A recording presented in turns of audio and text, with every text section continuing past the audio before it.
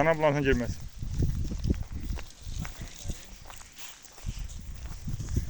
Ha, Qulu kardeş bunlar ikisi balalıdır. Bir daha bu keldi. Kalan da boğazlı. Bir yerden içerisinde kısır var.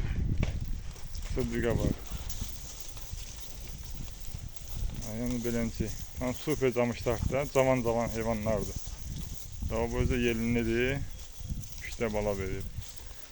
Yani camışlara kim alsa bakın damazı saklasın. Söz yoktu yani.